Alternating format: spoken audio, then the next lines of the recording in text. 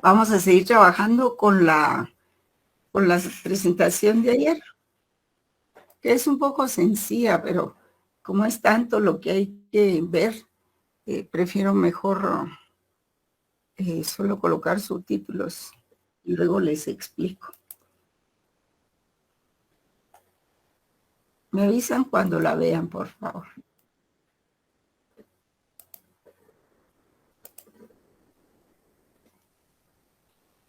¿Ya? ¿Pueden verla? Sí, licenciada, se ve. Bueno, muchas gracias. Lo voy a ingresar a alguien ahí. Bueno, pues ayer estábamos viendo una segunda parte, ¿verdad? De las corrientes que informan a la filosofía del derecho. Y habíamos hablado, nos quedamos en donde, vamos a ver, después del positivismo jurídico, ¿verdad? Que se vio la historia y todo lo demás.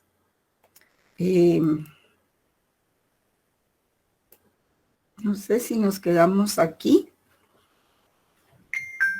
Vimos los antecedentes de Kant.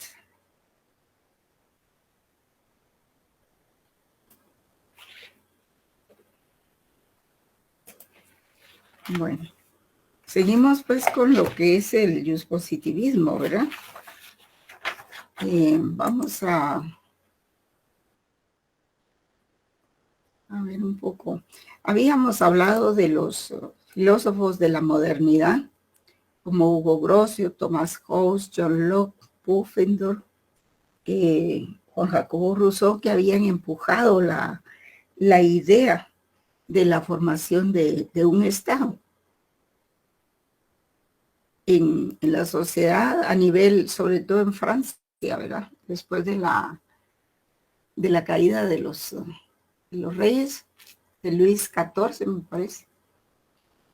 Y no, de Luis XV. Entonces se pensaba que no había que darle tanto poder a una sola persona, sino que debía compartir el poder con un organismo colegiado, como es un congreso, un parlamento, o lo que fuera. Por eso les explicaba ayer que este personaje de la historia muy importante, que es Cromwell, en Inglaterra, él luchó tanto porque se estableciera el parlamento, para que el rey no tuviera tanto poder y así pudiera compartirlo, pues. Y eso es parte del positivismo. Eso surgió más o menos un poco después del surgimiento del protestantismo, ¿verdad? Que es la iglesia evangélica anglicana, y de que la iglesia cristiana perdiera poder, ¿verdad? Especialmente la iglesia católica con el Papa. Y entonces ellos fueron empujando esa idea para que el Estado tuviera, pues, el Estado conformado no solo por el rey, sino el Parlamento, el Congreso o Senado, tuviera el poder de decir las cosas. Y así ellos con sus diferentes obras fueron abonando el terreno. Y luego tenemos pues algunos filósofos como Kant, por ejemplo, que fue uno de los teóricos muy importantes sobre el racionalismo positivo. ¿Alguien tiene abierto el micrófono, jóvenes?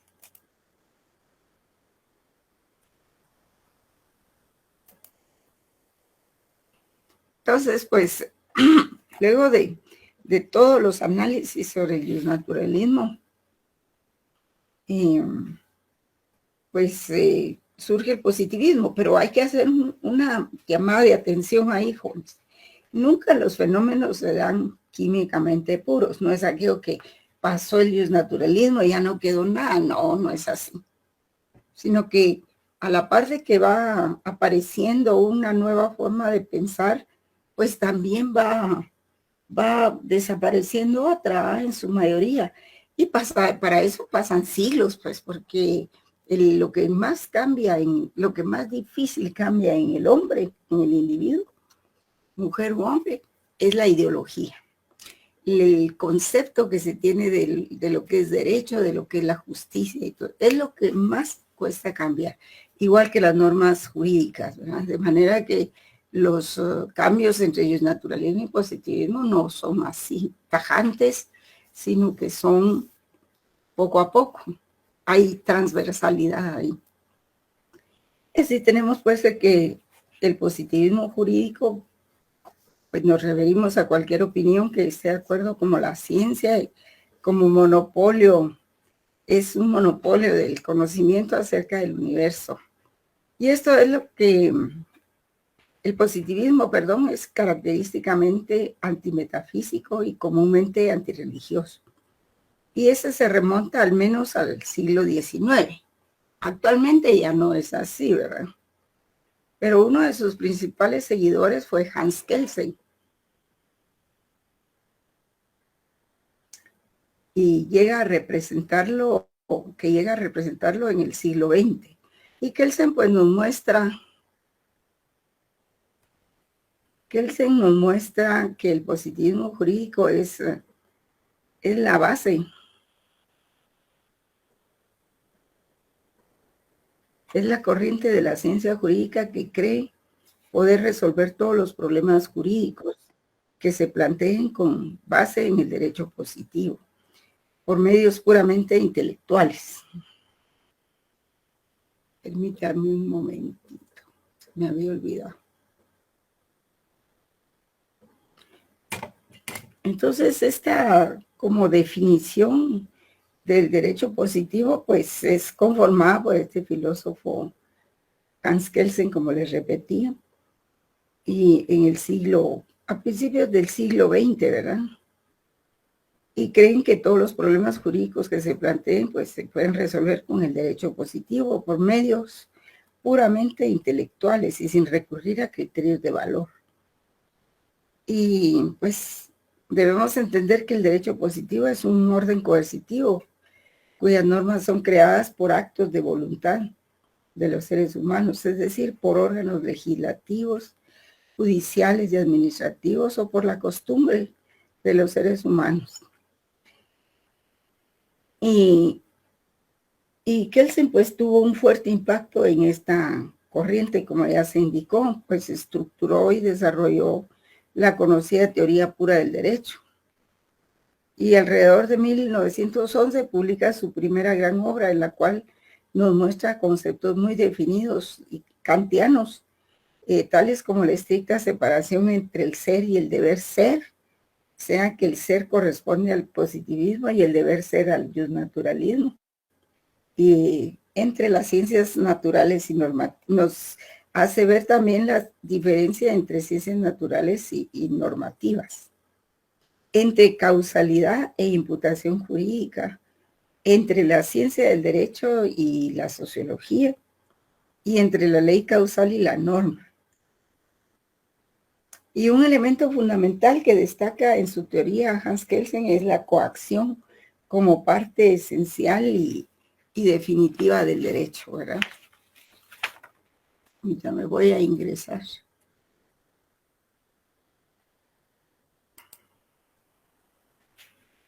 Entonces, él es el que más abona en la tesis del positivismo jurídico, porque también lo define muy claramente cuando dice que es el derecho producido por actos de la voluntad del hombre. Y estos actos de la voluntad del hombre se dan en el legislativo, ¿verdad? Hace una distinción también entre el derecho y la moral, entre el derecho y la justicia. Y señala, pues, y contempla de que la moral se proyecta en el derecho. Y dice que el derecho de los legisladores debe corresponder a la exigencia política y jurídica y a la seguridad jurídica también. Vamos a ver aquí un poco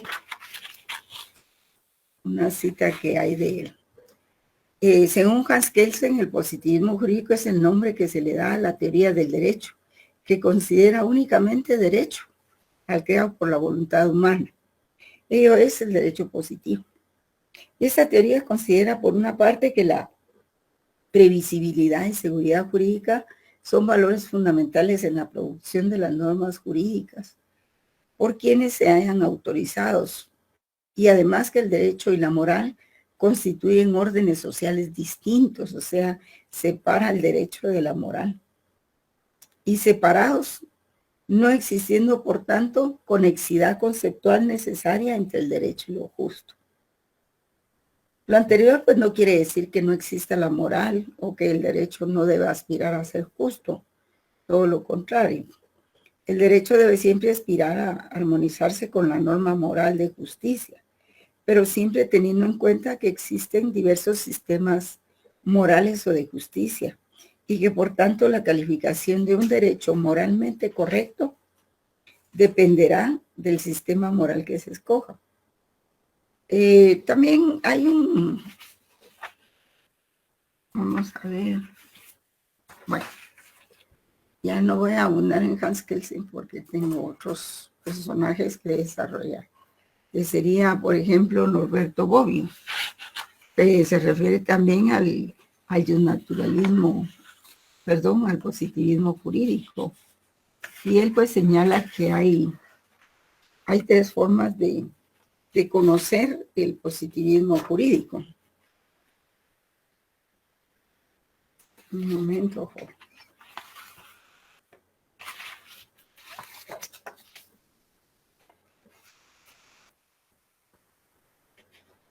Aquí está el trozo. Él dice que el derecho, el positivismo jurídico hay que estudiarlo desde como una metodología. Esta metodología, pues, con una actitud éticamente neutral o bien para distinguir una norma jurídica de una que no lo es, con un determinado sistema de valores, ¿verdad?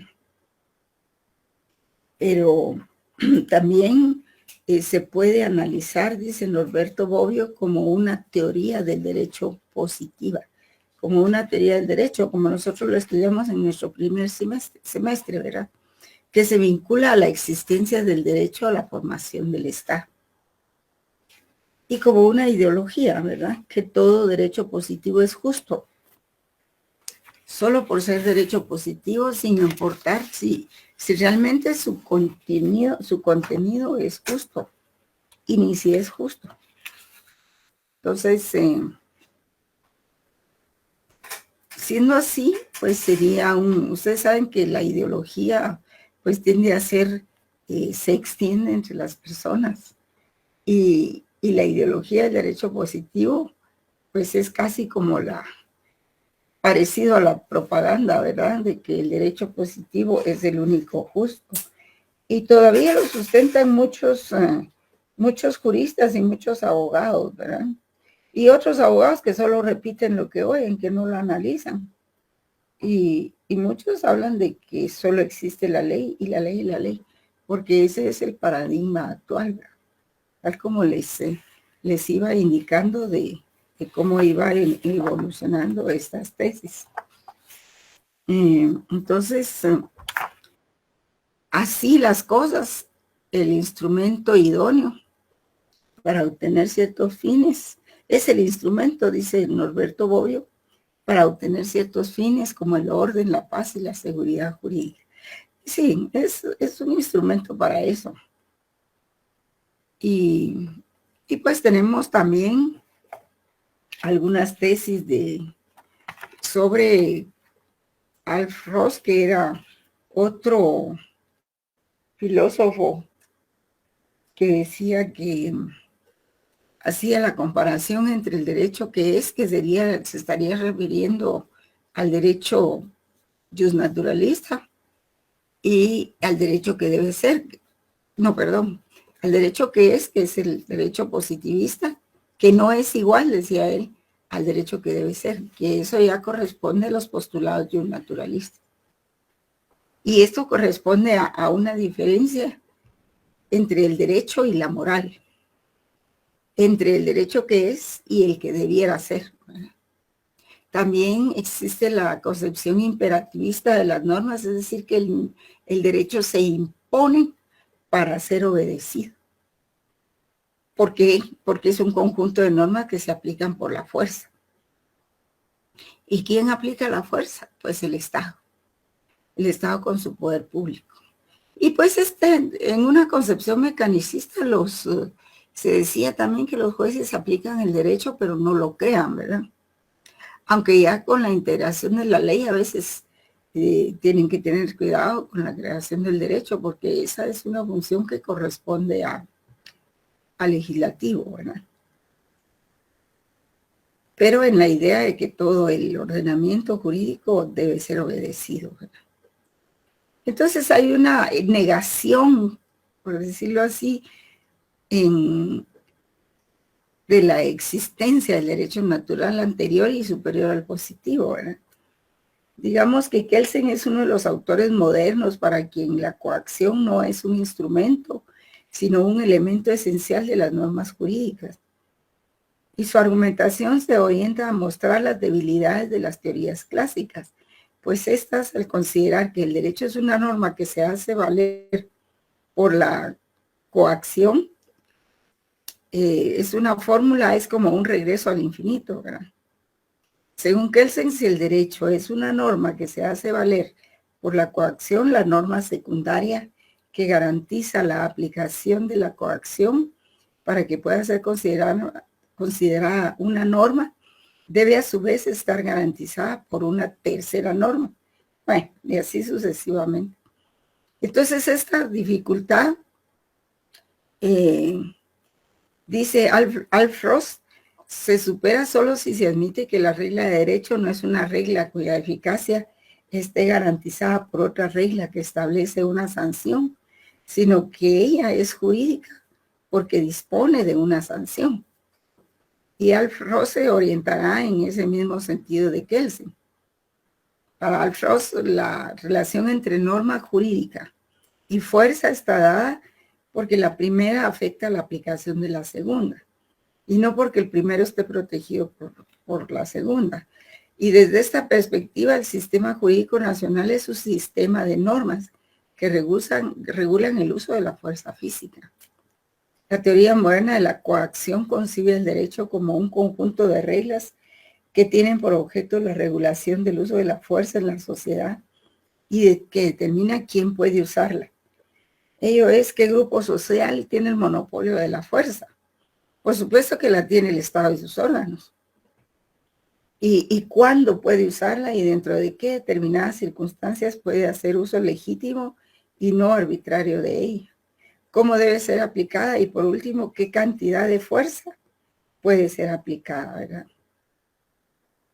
Entonces, alrededor de esto van las disquisiciones. Por ejemplo, el concepto de fuente, bueno, esta es otra cosa. Ingreso. Bueno.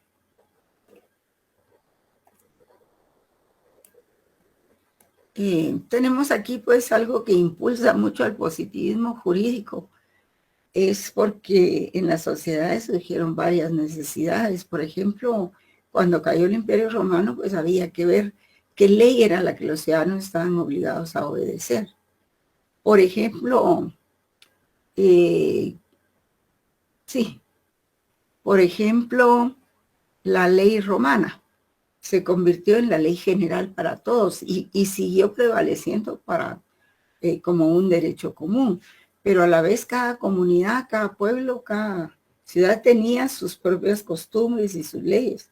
Y entonces se fue dando una confusión, ¿verdad?, en cuál era la que prevalecía para aplicar.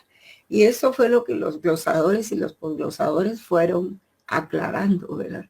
En qué circunstancias se utilizaba la ley local y en qué otras circunstancias se aplicaba la ley común. Como ahora digamos, la Constitución era para todos, es para todos, ¿verdad?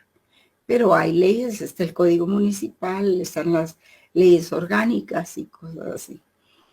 Y entonces estos aportes a la creación, fueron aportes a la creación de ramas del derecho internacional, especialmente con el derecho internacional privado.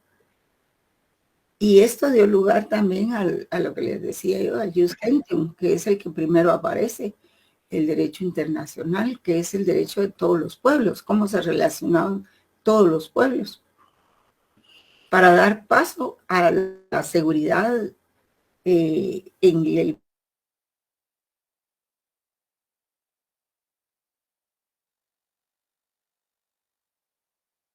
todos tuvieran garantías y que no, si de ahí fueran a otros, los No mataran, se le ¿verdad? escuchó, Lick, perdone.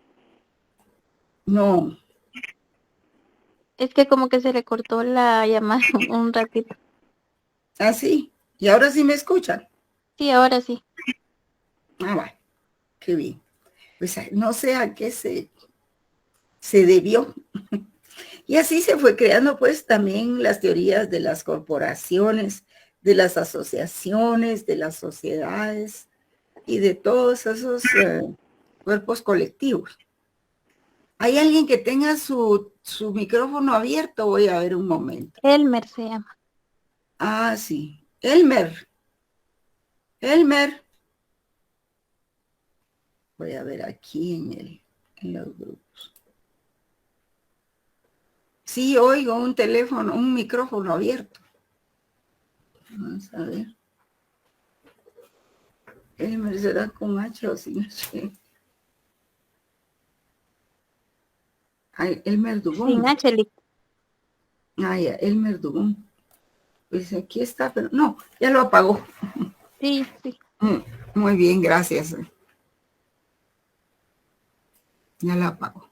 Entonces hay todos esos tipos de aportes, ¿verdad? Cómo se iban a organizar las asociaciones, las sociedades, los grupos colectivos, ¿verdad? Y también se desarrolla la teoría general del derecho penal y del procedimiento, de los procedimientos penales. Pero todo esto para satisfacer las necesidades prácticas del derecho. Y por supuesto, el derecho privado fue el que primero, de los que primero surgieron, el derecho civil, ¿verdad? Hay que ver que esa obra del Código Civil de Napoleón es muy importante. Es muy importante. Y, y esa obra del derecho civil, pues napoleónico dio lugar a todo el demás derecho civil en la tradición latina, ¿verdad? En la tradición civil. Distinto es el tipo de derecho que se dio en los países anglosajones, ¿verdad? O en los países musulmanes, en países del Medio Oriente. Y incorporando eso también a los chinos y a los mongoles. Cada quien adoptó su sistema jurídico por separado. Pero esto llevó muchos siglos, ¿verdad? Dentro de la herencia que nosotros tenemos, pues es que seguimos esta parte del estudio de la filosofía del pensamiento latino, ¿verdad? Entonces surge la escuela exigéstica en Francia en 1789, posterior a la Revolución Francesa, que conlleva pues el pensamiento naturalista de la Ilustración, ¿verdad? Cuando es el Renacimiento, surge el Renacimiento después de que apareció el protestantismo, porque el protestantismo dio lugar a la creación de la iglesia anglicana, de la iglesia evangélica, que está muy fuerte en nuestros días, ¿verdad? Y que surgen 5 u 8 iglesias diariamente en Guatemala. Yo veo como un paréntesis, ¿verdad? Yo veo el índice del diario oficial y diariamente aparecen autorizadas entre 5 y 6 entre 5 y 6 iglesias. No sé a qué se debe ese fenómeno. Pero ya me contaron que hay por ahí unos cursos que reciben algunas personas que en 2 años los hacen. Bueno, esto es entre paréntesis, ¿verdad? Que en 2 años los vuelven, ¿cómo sea? Pastores. Y ya después de eso pueden poner su iglesia. Y creo que a eso se debe la aparición de 5 o 6 iglesias diarias que aparecen autorizadas en el diario oficial, ¿verdad? A mí me llamó mucho la atención ese fenómeno. Imagínense ustedes en un año cuántas iglesias se habrán autorizado. ¿Y para qué? ¿Verdad? Es la pregunta más importante, ¿verdad? Entonces, esta escuela exegética pues viene a darle al pensamiento positivista más fuerza, ¿verdad? Y se crea también una excesiva fe en la razón y el culto a la ley. Y el culto a la ley porque empiezan a emitirse una vez que se forma el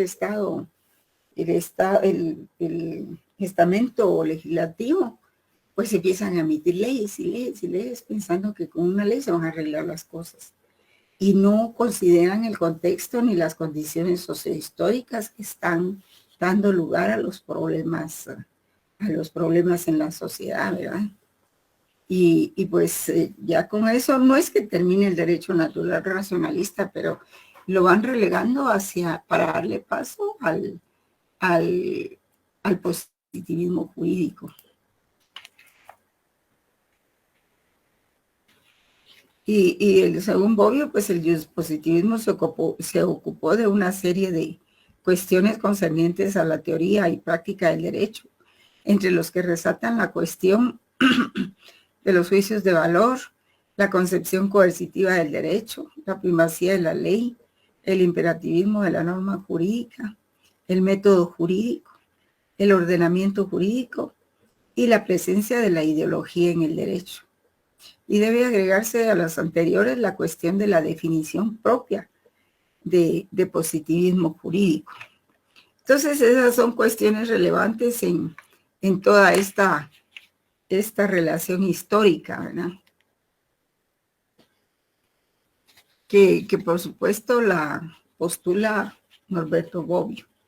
Luego también a la vez surgió ya en el siglo XIX, pues un poco antes, la Escuela Histórica del Derecho de Savigny. Y él toma, bueno, con base en la experiencia jurídica, pues vamos a ver, es un filósofo que sostiene que en la historia se entiende cualquier fenómeno social. O sea, creo que su pensamiento es bastante certero, pues, porque hay que ver los antecedentes históricos para explicarse una realidad, ¿verdad? Por ejemplo, nosotros en Guatemala, pues, ocurrió el fenómeno del conflicto armado, el conflicto armado interno. Y pues se dio la paz, se firmaron los acuerdos de paz y todo, y se consiguieron algunas cosas muy positivas, pero no la mayor parte, ¿verdad? Y yo espero que no regresemos a ese tiempo, porque todo lo que se ve apunta hacia eso, ¿verdad?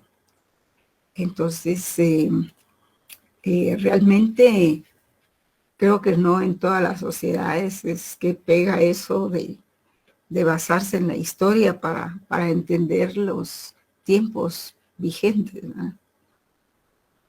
Y para esta escuela histórica del derecho, pues más que una codificación a favor de la legislación, o sea, él decía, está bien, los glosadores es importante, pero más que una escuela, más que una codificación a favor de la legislación, lo que se requería era una ciencia jurídica, aunque no existía en ese momento, y que contribuiría a remediar el defecto de la rigidez propia del derecho legislado. Sí, la teoría, digamos, la ciencia jurídica, o ver el derecho como ciencia jurídica es muy importante. De hecho, ustedes vieron que en el primer semestre pues recibimos nuestra ciencia jurídica, nuestra teoría del derecho. Y entonces, el historicismo también sostiene que la historia no se guía por la razón, ni busca mejorar el mundo como lo cree el racionalismo, sino que la historia es solo producto de las sinrazones. O sea, que se escribe ya cuando las las arenas del río se han calmado, ¿verdad? Y están tranquilas. Es producto, dice, de la sinrazón, de las pasiones que se vivieron o del sentimiento humano. Y por ello tiene más bien un carácter trágico la historia de los pueblos. Y de ahí su elogio del pasado y la tradición. Que a veces uno dice, bueno, pues mejor antes, ¿verdad? Sin apreciar lo que viene. Entonces también se da la escuela de la jurisprudencia de conceptos. Y en eso, pues tenemos lo que se denominó la filosofía analítica del derecho, ¿verdad? Que esta se refiere fundamentalmente al lenguaje jurídico. Entendemos en consecuencia que esta disciplina tiende a considerar que los elementos jurídicos últimos, las unidades de derecho, son los enunciados normativos y las proposiciones normativas. Esto tiene mucho que ver con lógica jurídica también y la forma del pensamiento. Asimismo, pues para el filósofo existe un objeto que precede a la interpretación. Y por esto la interpretación es la actividad dirigida a atribuir significado a los enunciados del derecho. Y la ciencia jurídica pues se convierte en un metalenguaje descriptivo en relación con el lenguaje prescriptivo en que consiste el derecho. O sea, en un principio no se tenía una ciencia jurídica que explicara lo que era lo jurídico. Ahora ya la tenemos, ¿verdad? Y dentro de esa ciencia jurídica también va la interpretación de los signos del derecho, que ya es un lenguaje que corresponde a la semiótica o la semiología jurídica, ¿verdad? Y tiene sus seguidores como Jering, como cuando surgen las escuelas del derecho positivo para explicar qué es el derecho, cómo se ordena el derecho, cuáles son sus conceptos, cuáles son sus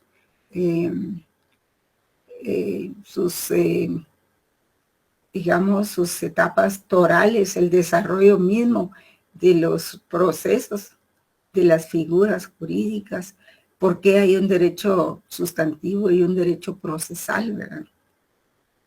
Imagínense cuando a los glosadores les correspondió ver que habían normas de proceso y habían normas sustantivas. Y fue un trabajo titánico también. Y está vamos a ver,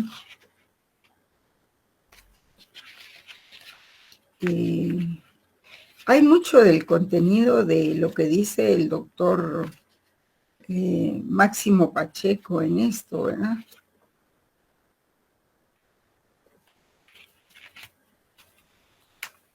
Y tenemos al sociologismo jurídico, ¿verdad? Que es importante entender que la sociología jurídica nace del pensamiento jurídico. Y esto es lo que pues tendría que definir el sociologismo, que sociologismo es un tipo de pensamiento en el cual el derecho es producto de la historia, ¿verdad? Por ejemplo, cuando hablamos de ese famoso tomo que existe, que es la historia de las ideas políticas, la historia de la filosofía, la historia del derecho, pues todo eso es una explicación que se nos da, es como dice Alf Ross, es una teoría general del derecho que debe plantear y resolver problemas como el concepto y naturaleza del derecho, el del fin o idea del derecho y el de la interferencia entre derecho y sociedad, ¿verdad? Entonces, por ejemplo, Rudolf von Jhering señala que el sociologismo jurídico es la rama de la sociología general, cuyo objeto es el estudio de los fenómenos sociales que se refieren al derecho. Y Rudolf von Jhering es el punto de inicio, y también Savigny con la escuela histórica alemana. Y ven al derecho pues como producto de luchas, de acuerdos, de política, de acciones políticas y acciones sociales. Y oponen a la jurisprudencia de conceptos la jurisprudencia de intereses colectivos. Entonces ellos afirman de que los conceptos no devienen de una ilustración, ¿verdad? De ideas, sino que van surgiendo dependiendo de los intereses que van dominando en determinados momentos de la historia. Acuérdense que ¿quién escribe la historia? La escriben los vencedores, ¿verdad? Y la contrahistoria o el otro punto de vista, ¿quién lo escribe? Y ese ha sido un reto de los historiadores y de los analistas y todo, que podrían decir, bueno, ¿y qué tal si hubiera ocurrido de esta otra manera esos acontecimientos? ¿O qué tal si pensaban el bando que fue vencido, qué tal si pensaban de otra manera? Y ya no se pudo vencer por el hecho de que los otros tenían más armamento o mejores estrategias de militares o cuestiones así. Y entonces ahí es donde nosotros nos cuestionamos la lucha entre el bien y el mal. Y el mal, ¿quién es el bueno y quién es el malo, verdad? Bueno, luego venimos con el marxismo, que esto se refiere a una teoría de gran impacto e influencia política, filosófica y también estética del siglo XX, principios del siglo XX, no, mediados del siglo XX. Marx y Engels, ¿verdad? Pero más que todo Marx, Carlos Marx, es un autor muy importante que nadie puede dejar de conocer su teoría, ¿verdad? Culturalmente, nadie puede desconocer la existencia de Marx. Y él no enseña que el derecho siempre, nos enseña pues que el derecho siempre está atado y estará atado a una cierta configuración económica y al desarrollo cultural de la sociedad en que se condiciona. Así podemos decir que el derecho es la expresión autoritaria de los intereses sociales. Y en esta corriente aprendemos a decir que la teoría de Marx que existe, aprendemos en esta corriente aprendemos de acuerdo con la teoría de Marx que existe una estructura, la cual es la constitución, es la estructura económica de la sociedad, que se compone de las relaciones de producción y relaciones de trabajo. Pero también tenemos una superestructura, pero realmente Marx nunca habló de base y superestructura. Eso lo hablaron quienes posteriormente interpretaron su tesis. Pero él decía que hay una parte básica de la producción y de trabajo en donde marca la tecnología, marca el paso, ¿verdad? Y también se tiene digamos, la parte del derecho que corresponde a las ideas jurídicas y el Estado y la Constitución que corresponden a ideas políticas, ¿verdad? Entonces, por ejemplo, Habermas pues muestra un notorio ataque al positivismo y buscó revitalizar el marxismo como instrumento culturalmente crítico. Y asimismo identifica las etapas evolutivas de la sociedad y hace un estudio de las relaciones entre las etapas y el desarrollo de la moral. Y en su teoría de la acción comunicativa estudia el fondo de interpretaciones que legitiman los actos del habla y señala que la comprensión de algo dicho no es, bueno, no se logró continuar con el fortalecimiento del marxismo. Pero aquí tenemos un análisis que es básico. Vean ustedes la filmina y dice, el análisis de las sociedades se basa en la división de clases expuesta en el capitalismo. Y dice, lejos de lo que era una sociedad justa, muy lejos. Porque si bien saltamos del esclavismo al capitalismo o bien se saltó del feudalismo al capitalismo, no es que el capitalismo fuera una sociedad más justa. Lo que pasa es que las condiciones de la tecnología cambiaron mucho las condiciones en que se prestaba el trabajo, ¿verdad? Cada vez el hombre con la invención de las máquinas pues ha logrado trabajar menos, con más comodidad y en menor tiempo. Y entonces él dice que la sociedad pues tiene una clase que se llama el proletariado, que son los que producen riqueza a la sociedad, son los trabajadores, ¿verdad? Entiéndase aquí obreros, pilotos, meseros, operarios de todo tipo, ¿verdad? O personas que se dedican a la limpieza o que tienen un trabajo, ¿verdad? Y este es el proletariado ordinario, que consiguen trabajo todavía, ¿verdad? Ahora, el lumpenproletariado, pues es la pobreza absoluta. Ahí no hay nada, ¿verdad? Y probablemente el proletariado tenga alguna casita o algo así, pero el lumpenproletariado es la pobreza absoluta, tipo los mendigos, ¿verdad? Los inmigrantes, etc. Y la burguesía, decía, burguesía se le llamó a esta clase social porque fue en Burgos que apareció esta clase capitalista con dinero, maquinaria y compra de tierras, ¿verdad? Cuando surgió la especulación, que suben el precio de la tierra y todo eso.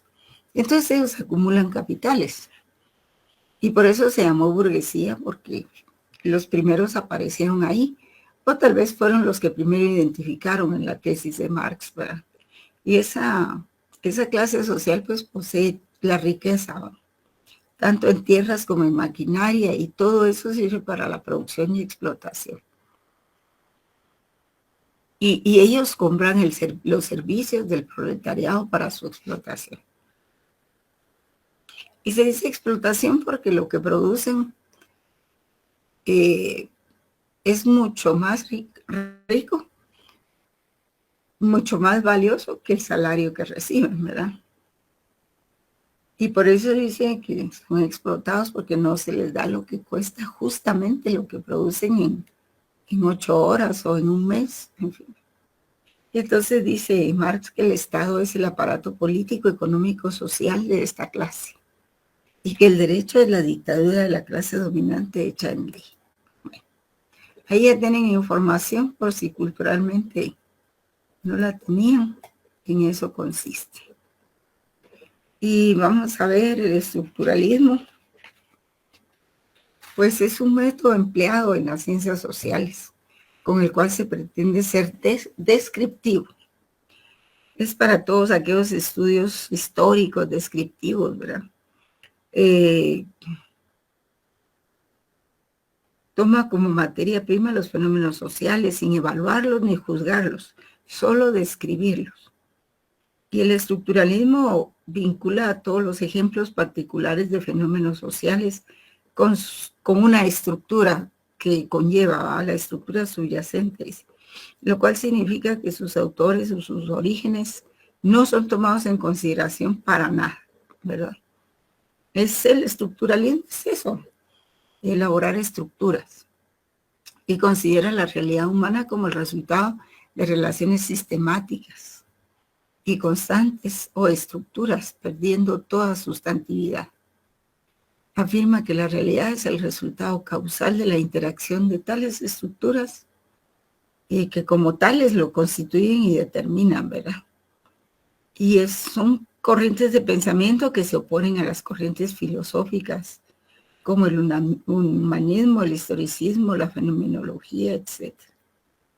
El enfoque de las ciencias humanas que creció hasta convertirse en uno de los métodos más utilizados para analizar el lenguaje, la cultura y la sociedad en la segunda mitad del siglo XX. Porque sí, se utiliza el estructuralismo. Miren ustedes, si no se utiliza el estructuralismo para hacer las leyes, para diseñar las leyes, sobre todo para las ciencias, también las estructuras son importantes para las ciencias, pero no tiene nada sustantivo, pues, sino solo descriptivo, solo para describir fenómenos y cosas. Y luego, pues, que tenemos la semiótica, ¿verdad? Que es un método que busca comprender las prácticas culturales que implican significaciones de diverso origen, de diverso orden. Y es una ciencia que estudia la vida de los signos de la sociedad, de tal manera que debemos entender que la semiología nos ayuda a ver qué constituyen los signos y qué leyes son aplicables a estos. Esta corriente se divide en 3 ramas. La primera de ellas es la semántica, que estudia el significado de los signos. La segunda es la sintáctica o sintaxis, que estudia las relaciones que existen entre los signos. Y por último, pero no menos importante, es la pragmática, ¿verdad? Que estudia el uso o la reinterpretación de los signos. Y entonces podríamos concluir que la semiología, como ciencia general, es la ciencia general de los sistemas de comunicación por señales, signos o símbolos, ¿verdad? Fundamentalmente estudia el lenguaje jurídico, ¿verdad? Y su método busca comprender las prácticas culturales que implican significaciones también culturales de diverso orden y cuáles leyes les son aplicables a estos. Sí, para nosotros es muy importante porque en la lógica jurídica, por ejemplo, se utiliza mucho, por ejemplo, el silogismo jurídico. Está el silogismo per se existe también en las matemáticas, pero también se aplica al derecho, ¿verdad? A base de premisas, una deductiva y otra inductiva. Por supuesto que la deductiva es mucho más fácil plantearla y no hay problemas para pronunciar, de errores, de que hayan errores. En cambio, en el silogismo inductivo sí es muy riesgoso hacer esos silogismos. Bueno, entonces, jóvenes, también solo les quería hablar un momento sobre las teorías de la argumentación jurídica, un poco, ¿verdad? Y así como el estructuralismo, la argumentación va de la mano con la interpretación. Pues en la argumentación se busca elementos importantes, ¿verdad? Destacar elementos importantes. Y la interpretación jurídica busca reconocer o atribuir un significado jurídico a un texto jurídico. Y por eso entendemos que interpretar es encontrar la solución a algo inespecífico. Es encontrar la solución de algo en específico. Y la argumentación será para justificar la solución. Y hay paradigmas, ¿verdad?, de la interpretación jurídica, especialmente la judicial, como por ejemplo el paradigma dogmático racionalista, el político o negativista, el funcionalista o pragmático, el paradigma procedimental, el dialéctico, el hermenéutico, el analítico y prudencial retórico, por ejemplo. Si nos da tiempo, vamos a ver un poco las teorías de la argumentación. Entonces, como ven ustedes, se habla del yo-naturalismo desde la época de Sócrates. Pues había existido la intuición de un derecho natural. Sin embargo, fue hasta los siglos XVII y XVIII en que podemos decir que se elaboró un detallado derecho natural positivo. Y asimismo es importante destacar que con el racionalismo de Sócrates se van asentando las bases para el supuesto ideal del derecho natural. Y también la tradición aristotélica atomista es importante, que afirmaba que derecho es lo justo. Sin embargo, Grosio cambia esa tradición por la racionalista, la cual nos enseña que el derecho ya no es lo justo, sino la declaración de lo justo, la corrección del pensamiento justificado en sí mismo. Así, con la introducción del elemento razón en el derecho, se desvincula la relación que existía entre religión y derecho. Porque miren, ley quería decir ligare, ¿verdad? Quiere decir ligare. Y religión es religare, ¿verdad? Entonces se va desvinculando la religión y el derecho. Les voy a pedir un momentito porque quiero que platiquemos del examen, jóvenes. Esta es la sección B. Bueno, el examen ya habíamos hablado, será el martes 28, ¿verdad? Por la plataforma de Classroom. Vamos a ver, se los voy a escribir aquí, el examen parcial de filosofía del derecho se realizará conforme al calendario, ¿verdad? Al calendario oficial el 28 de febrero. Es martes, creo yo, ¿verdad? El martes 28 de febrero 2023 a las 20 horas. Me parece que ya les había hablado de eso de la hora, ¿verdad? Debido a que ustedes pues son trabajadores también. Y esa es la última hora en que se puede hacer el examen. No lo podemos hacer más tarde. Y creo que hacerlo a las 5:30, pues no creo que les convenga, ¿verdad? Ni a las 7. Creo que es mejor para todos hacerlo a las 20 horas, que posiblemente a todos están en su casa, ¿verdad? Y la otra cosa es de que tienen que hacerlo en computadora, no en el teléfono, porque ahí es donde fallan las conexiones.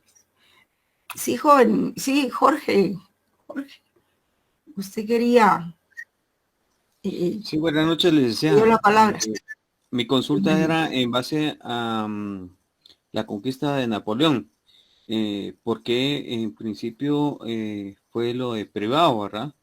Y no como la conquista que fue alrededor de algo en sí como social.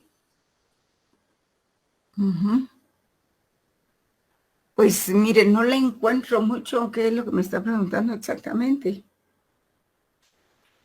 Sí, licenciada. El Código de Napoleón fue de los primeros, el Código de Napoleón fue de los primeros productos de los glosadores, ¿verdad? Que él separó todas las normas del derecho privado, o sea, derecho civil. Pero, sí, eso lo entendí, pero en principio hubieron muchos derechos privados que iniciaron. Hubo mucho derecho privado inicial. Bueno, como les decía yo, los fenómenos no se dan químicamente puros y ni se dan por saltos, sino que se van dando poco a poco. Y acuérdense que cuando un cambio logra darse es porque ya hay acumulación de muchos elementos que van dando con ese cambio, ¿verdad?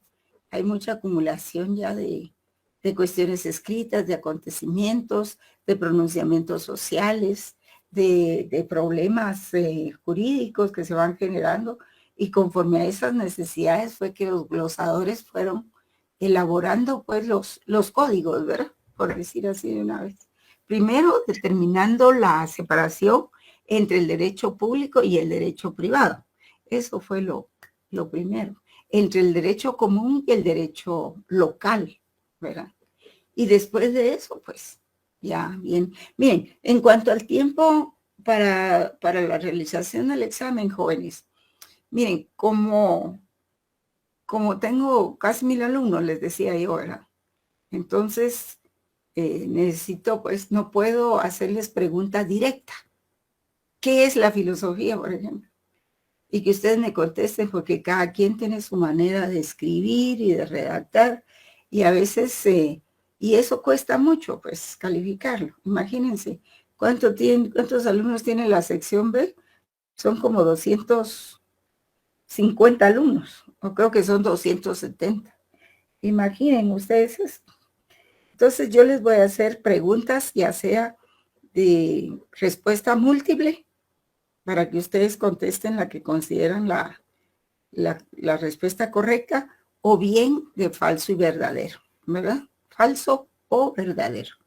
Para que ustedes escriban ahí si el planteamiento que yo les hago es falso o si es verdadero. y traten de entender la pregunta y de leer, porque miren, gran parte de los alumnos pierden los exámenes porque no leen bien las preguntas. Tienen que leerlas muy bien, muy bien. Y para eso se les va a dar el tiempo suficiente. Bueno, yo no sé si les voy a poner 15 o 20 preguntas porque tengo que hacer varias versiones del examen. Entonces, dependiendo de ese tiempo, yo veré cuántas preguntas les hago. Pero, por ejemplo, les voy a dar un ejemplo. Si les pongo 15 preguntas, pues se acostumbra a poner, ¿qué les dijera yo? 30 minutos. Pero como 30 minutos realmente es muy cortito, serían 2 minutos por pregunta. 2 minutos, ¿verdad? Podría ser 40 minutos, algo así, porque esos primeros 10 minutos pues se van en lo que ustedes colocan su nombre, su carné y todo, ¿verdad? La sección no es problema porque cada sección está separada, pero en lo que colocan su correo electrónico, su nombre y su carné, ¿verdad? Se les van unos 5 minutos. Entonces, por eso se van a poner todavía algunos minutos más, pero no sé de cuántas preguntas va a constar el examen. Yo desde mañana mismo me dedico a hacer los exámenes, porque son varias variantes, ¿verdad? Y yo lo que les recomiendo es que no pierdan la oportunidad de examinarse, jóvenes, no pierdan sus 30 puntos. Permítanme un segundo.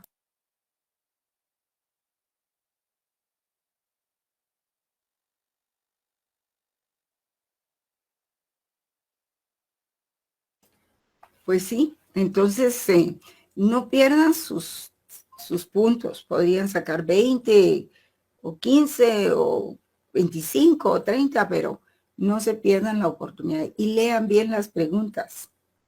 No que al leer las primeras 2 frases, ustedes vayan a decir, ya sé de qué se trata, y tal ponen la respuesta. No, léanla despacio. Van a tener tiempo para eso. ¿Alguna otra pregunta, jóvenes? Quedamos a las 20 horas, ¿verdad? El examen durará 1 hora, depende del número de preguntas, ¿verdad? Pero va así, más o menos esa es la referencia, ¿verdad?